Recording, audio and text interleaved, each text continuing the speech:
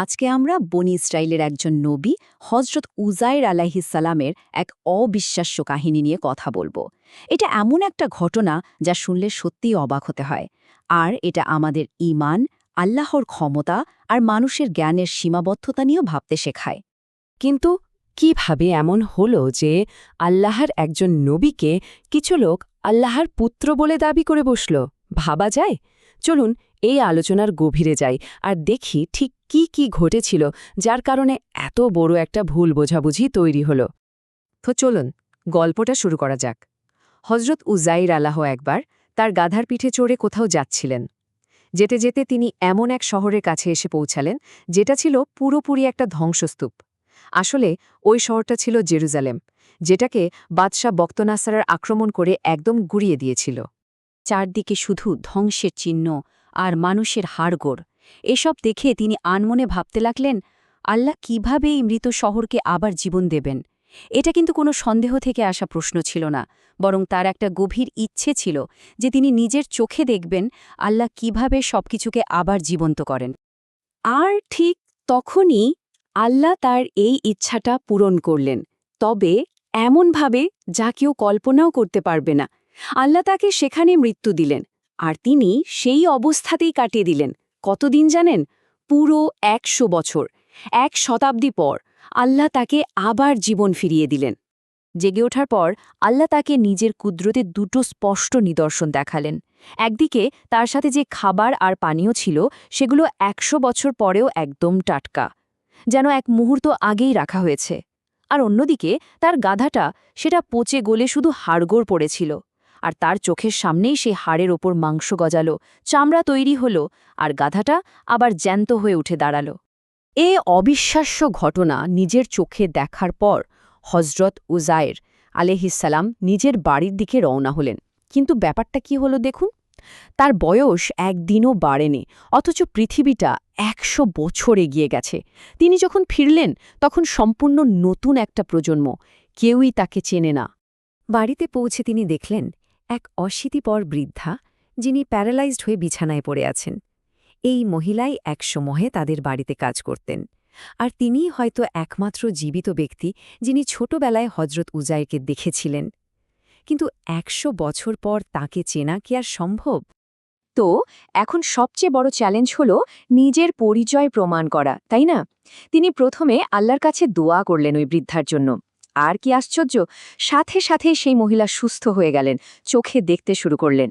সুস্থ হয়েই তিনি সবাইকে দেখে বলতে লাগলেন, ইনিই তো উজাইর। কিন্তু লোকজন তখনও ঠিক বিশ্বাস করতে পারছিল না। তখন এগিয়ে এলেন তার নিজের ছেলে, যিনি এখন ১০০ বছরেরও বেশি বয়সী এক বৃদ্ধ। তিনি বললেন তার বাবার কাঁধে একটা বিশেষ জন্ম দাগ ছিল। যেই না হজরত উজাইর আলাইহিসসালাম তার কাঁধ থেকে কাপড় সরালেন, সবাই সেই দাগটা দেখতে পেল। আর তখনই সবার সব সন্দেহ দূর হয়ে গেল। একবার ভেবে দেখুন, ১১৮ বছর।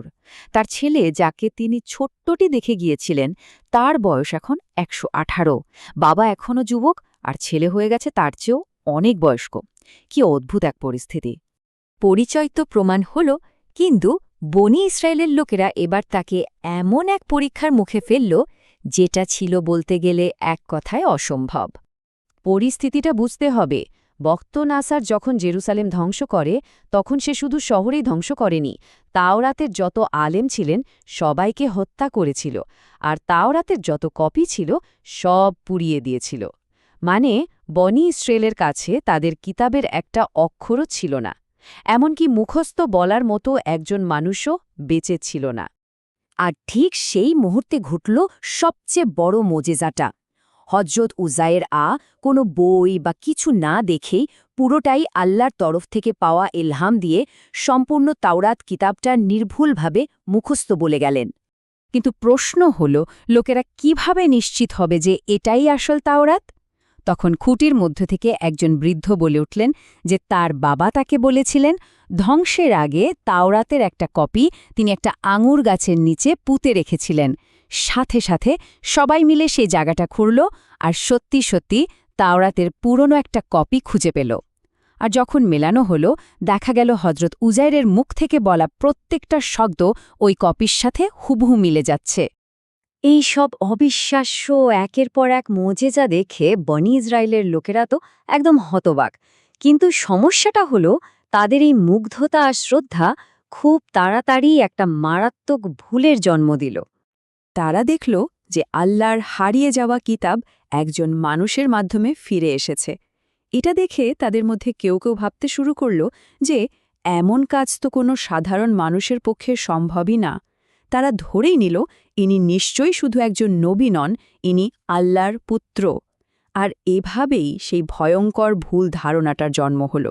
দেখুন, এই পুরো ঘটনাটা আসলে আমাদেরকে একটা খুবই গুরুত্বপূর্ণ জিনিসের কথা মনে করিয়ে দেয়। আর সেটা হলো আল্লাহর একত্ববাদ, অর্থাৎ তৌহিদ। এই কাহিনী থেকে আমরা বেশ কয়েকটা জরুরি বিষয় শিখতে পারি।